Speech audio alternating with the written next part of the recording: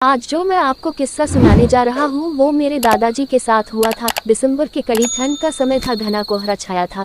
दादाजी शहर में क्लर्क थे। उस दिन सारे लोग जल्दी कार्यालय का सारा काम खत्म करके घर की तरफ निकल रहे थे। दादाजी उस समय के बड़े अधिकारियों में से एक थे। रोज की तरह ही उस दिन काम खत्म होने के बाद घर के लिए अपनी गाड़ी से रवाना होने लगे। रास्ते में उन्हें हाथ से कुछ सामान भी लेना था तो वे अपने साथियों से अलग हो गए। उन्होंने घर की कुछ जरूरत के सामान लिए और गाड़ी आगे बढ़ा दी। आगे जाने पर उन्हें कुछ मछली बाजार दिखा और वे मछली खरीदने के लिए रुक गए। ताज़ी मछलियां लेने और देखने में टाइम ज्यादा ही गुजर गया। उनकी जब अपनी घड़ी पर नजर गई तो उन्हें आभास हुआ कि आज तो घर जाने में बहुत देर हो जाएगी और ये सब लेकर घर पहुंचने में काफी समय लग जाएगा। फिर यही सब सोचकर उन्होंने सोचा कि क्यों ना जंगल के रास्ते से निकला जाए तो जल्दी पहुँच जाऊंगा। तो उन्होंने अपना रास्ता बदला और जंगल की तरफ अपनी गाड़ी को घुमा लिया। रात के 10 बज चुके थे। गाड़ी तेज रफ्तार से आगे बढ़ रही थी, तभी अचानक तेज ब्रेक के साथ गाड़ी को रोकना पड़ा। उनकी गाड़ी के आगे एक औरत जोर जोर से रो रही थी। उन्होंने सोचा इस वीराने में ये औरत क्या कर रही है। उन्हें लगा कि कोई मजदूर की पत्नी होगी जो नाराज होकर घर छोड़कर जंगल में भाग आई है। तो उन्होंने उससे पूछा कि यहाँ जंगल में तुम क्या कर रही हो, लेकिन उसने कोई जवाब न देकर और जोर जोर से रोने लगी। सारे जंगल में उसकी हूँ सी सिसकियाँ गूंज रही थी। फिर दादाजी ने पूछा तुम्हारा घर कहाँ है, लेकिन वो कुछ भी ना बोली।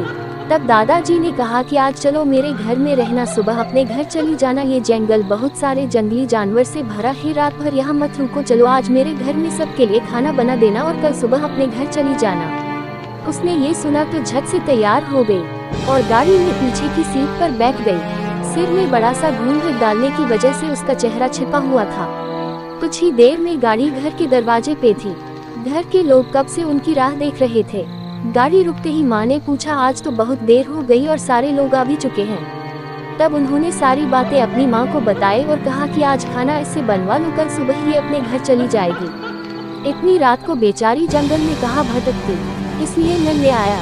पर माँ को कुछ संदेह हो रहा था कि कहीं चोर तो नहीं है, रात को सोने के बाद या खाना बनाते समय कहीं घर के सामान ही चुरा कर न ले जाए। पर बेटे की बात को कैसे माना करती। उन्होंने उस औरत को कहा देखो आज तो मैं रख ले रही हूँ, लेकिन कल सुबह होते ही यहाँ से चली जाना और जाओ रसोई में ये सामान उठा कर ले जाओ और खाना बना दो। उसने फिर से जवाब नहीं दिया, बस हूँ की ध्वनि सी बाहर आई और वो सारा सामान लेकर माँ के पीछे दो चल दी। रसोई में सारा सामान रखवा कर माँ ने उसे खाना जल्दी बनाने की सख्त हिदायत दी और वहाँ से चली गई। लेकिन उनका मन कुछ परेशान सा था। फिर 5 मिनट में रसोई में उसे देखने चली गई कि वो क्या कर रही है और उसका चेहरा भी देखना चाहती थी। लेकिन वहाँ पहुँची तो देखा कि वो मछलियों का थैला निकल रही थी। उन्होंने बहुत जोर से गुस्से में कहा यहाँ सब खाने का इंतजार कर रहे हैं और तुम अभी तक मछलियाँ ही निकल रही हो, कल सुबह तक बनाओ ही क्या। उसके सिर पर घूंघट अभी भी था तो चेहरा देखना मुश्किल था। उन्होंने उससे कहा तुम जल्दी से खाने की तैयारी करो, मैं आग सुलगा देती हूँ, काम जल्दी हो जाएगा।